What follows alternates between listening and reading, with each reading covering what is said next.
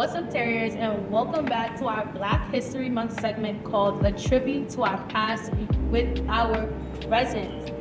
Thank you for tuning in, and today we have with us the one and the only.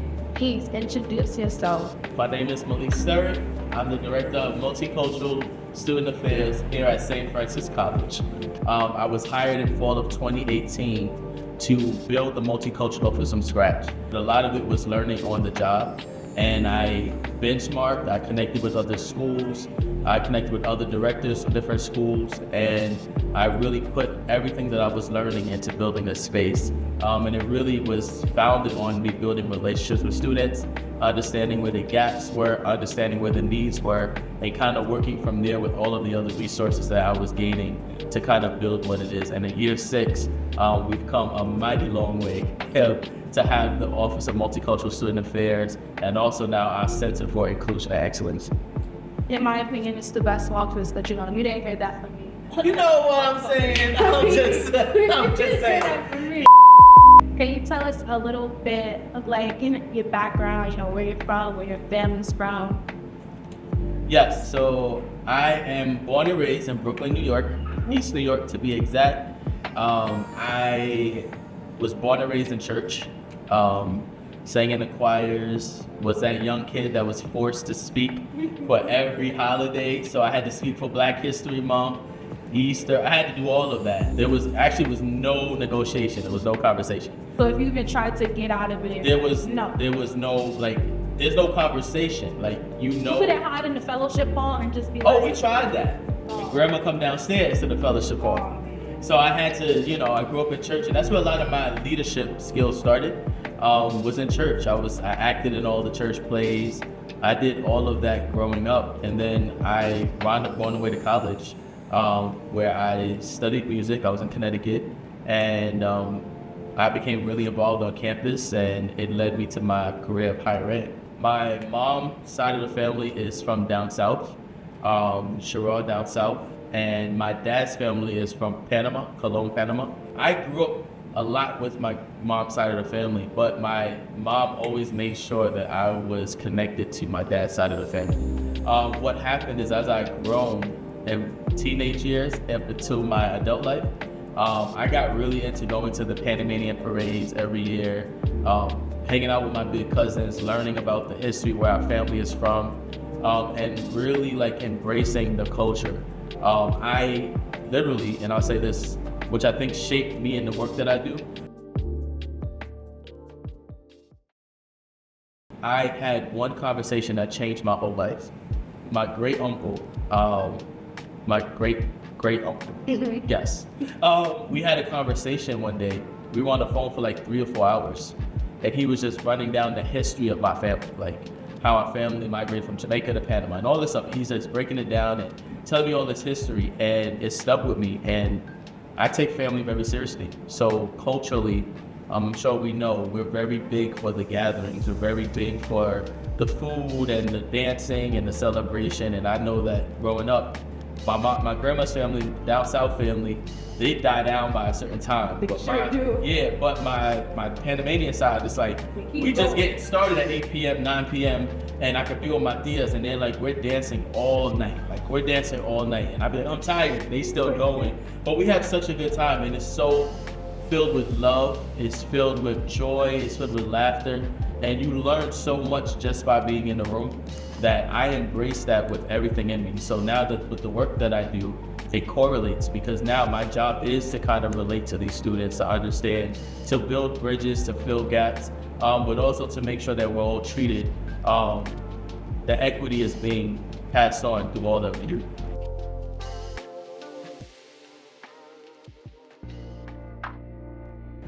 You spoke about the importance of church and community. What role does that play in your current, where you currently are? What role does that play for you? In most cases for us as young Black people, I think church is kind of a foundation for us, for a lot of us, for most of us. We grew up in church, and that's kind of where we get our first life lessons, right? That's kind of where we have no choice to go. You're going on a Sunday, and for some of us, if our parents was in leadership or in church, you was there 3 or 4 days a week. Or on Sundays, you're there till like 5 p.m. because they got church meetings, they got to go to this program. I used to be the kid that sneak off and go to the corner store, get the sandwiches, get in trouble because you're not supposed to leave the church. But church was a big part of my upbringing. That's where I met, outside of your cousins. Your cousins are like your first friends, your siblings, your cousins. My first real group of friends was in church. I wasn't allowed to just be outside because of how my family felt the neighborhood was or whatever. So my outlets was church. Like, you hang out with your church friends, the youth group on Friday, y'all go bowling together. Like, you don't, so that was the fun. Bowling, that was all of the stuff that we did. So growing up, church was what kind of shaped me into who I am. And when I went away to college, I began to expand my wings because the limitations were kind of taken off by family. And I've grown tremendously because I kind of moved into different things, tried different things. I got to get greater understanding, which really shaped my mind to be able to do this kind of work. So your impact is felt everywhere in this building. That's it. Everyone, it should be. Everybody knows you by face. If they don't know you by name, they're like, that guy, the guy who be in the room back there. They know you. I just feel like everybody needs to know who this man is, because without him, the community that a lot of us had on campus, it wouldn't feel the same without him. So I thank you for that. The important question that has to be answered by the one and only. What is Black history to you? Black history is us.